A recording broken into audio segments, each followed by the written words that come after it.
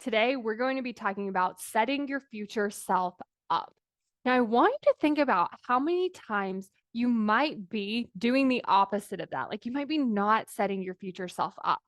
How many times you maybe delay something for your future self to deal with, maybe not taking care of something so that your future self then has to deal with it. Or maybe sometimes there's even this delay of like making a decision or like taking the action.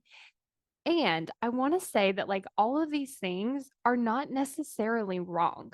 Like, we can definitely delay a decision to our future self. Sometimes that makes perfect sense. We can also delay a task to our future self. Like, we don't need to do everything today because our future self can do some things later.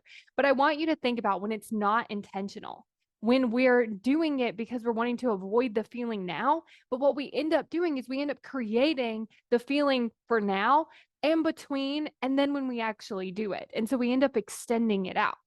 And so spending some time today, even just like making a list of like, what are all the ways that you could set your future self up? So some of the things that I've been doing is, of course, I like to plan out my calendar. So that helps me. That helps me plan out my tasks so that my future self doesn't have to think about it.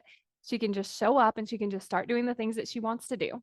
Another thing that I've also been doing is actually like washing the clothes, drying the clothes, and then putting up the clothes. Like that's just the entire process instead of washing them, drying them, and then I'll put them up at a different time. And so I've just been kind of doing that because then my future self loves it. One, I feel awesome because I got it all done just like that. But then also, all the clothes are already put up. Another thing that I've been doing is actually like cooking things like chili. I love to cook chili and then I freeze some because then later we can have chili without me having to make it every single time. So just think about some ideas of how could you set your future self up and think about why that would be important to you and why it would be worth it to you, even though right now it might be a little uncomfortable to do the thing. And this also goes for those tasks that like you're putting off. Like maybe you want to set your future self up, but like planning an exact time that you're going to do it.